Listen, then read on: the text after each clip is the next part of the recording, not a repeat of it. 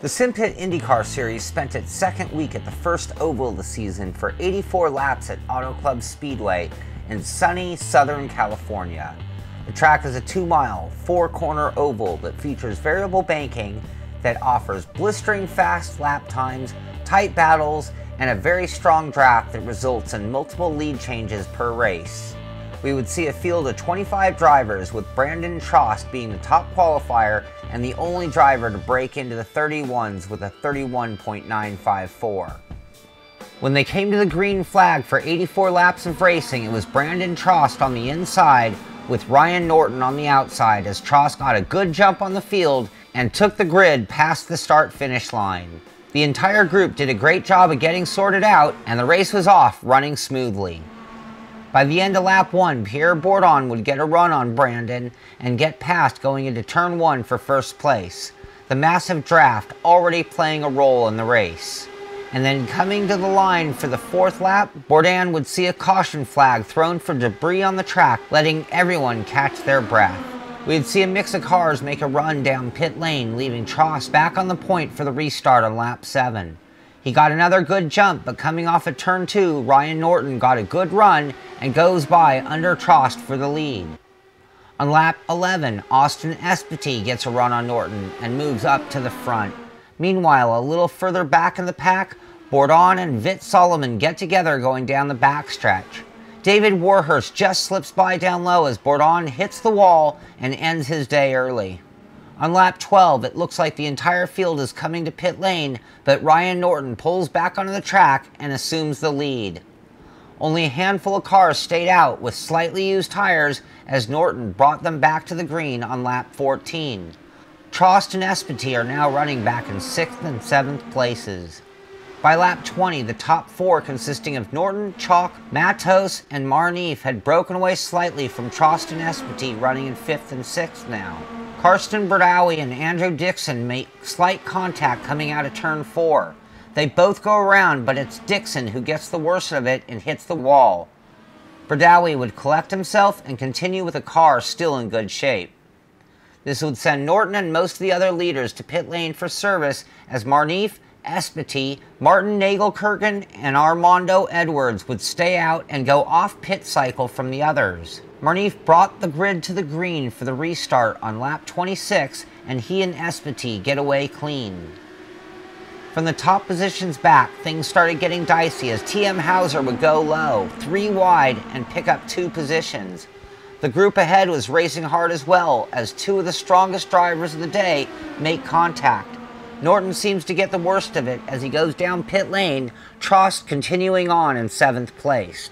Meanwhile, at the front, Marneef and Espity are exchanging the lead at each end of the track as the draft comes into play at Auto Club.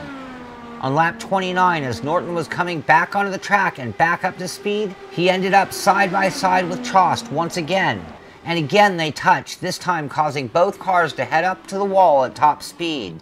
And the unexpected Kevin Chalk gets caught up in the mix, totaling all 3 cars in the wreck. This time, the top 9 cars all stayed out as I came down pit lane with a few other cars for fresh tires and a refill of fuel. The restart came at lap 33 with Espity leading things out over Marneef as they once again get a gap over Nagelkerken. As things get underway, Espity and Marneef get right back to their side-by-side battle, exchanging the lead once again.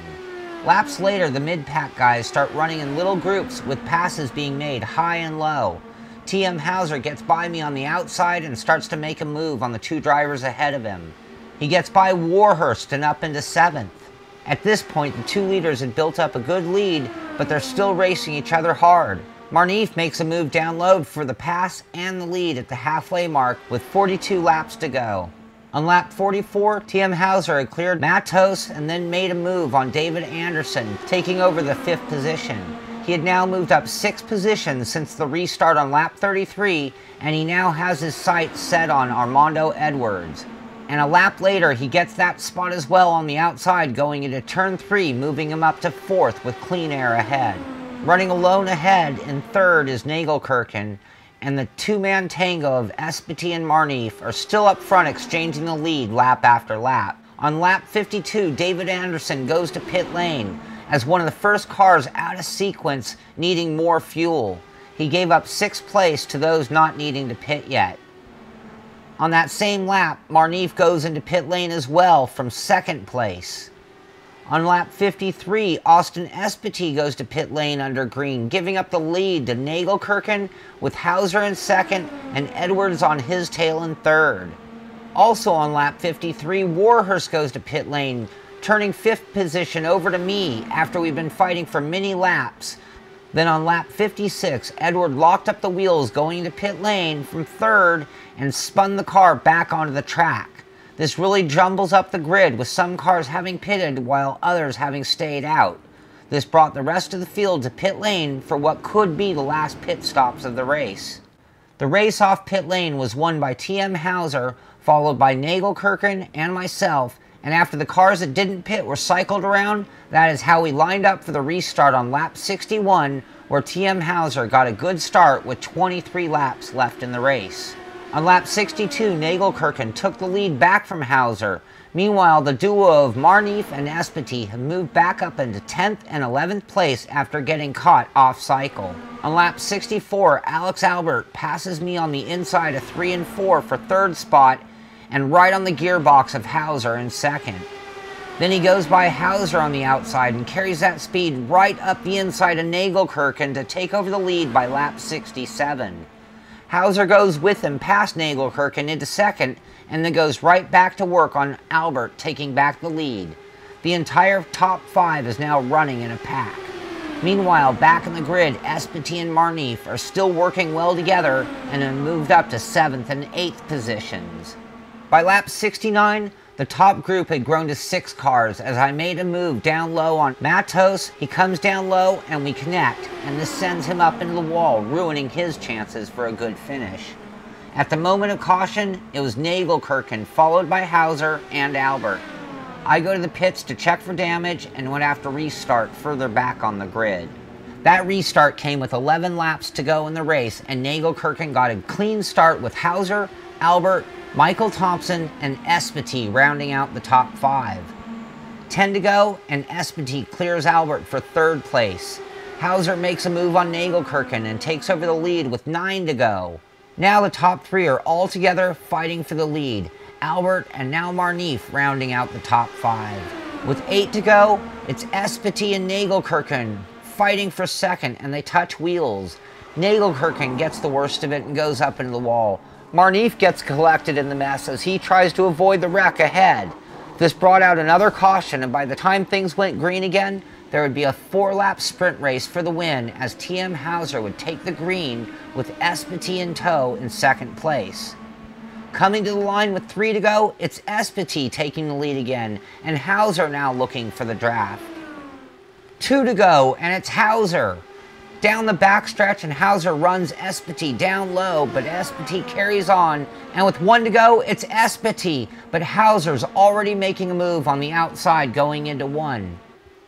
Espety holds him coming off at 2, but Hauser gets a great run on the outside and pulls ahead going into 3. Espety tries everything he can, but T.M. Hauser holds his line and carries enough speed to beat him to the line for a very hard-fought win. David Anderson has an equally tough battle to the line, but takes 3rd over Karsten Braui, with Michael Thompson bringing home 5th place. After 2 races, the overall points leader is Austin Espety with 291 points over Nigel Marnif in 2nd with 246.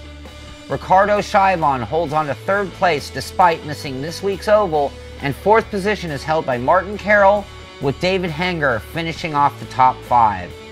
The Simpit Indycar Series is back to the road side of things next week at Monza, and that should keep the drivers on their toes. For more information and reports on the Simpit Indycar Series, please head over to thesimpit.com and look for the series homepage. See you next week, and congratulations once again to T.M. Hauser on his outstanding win.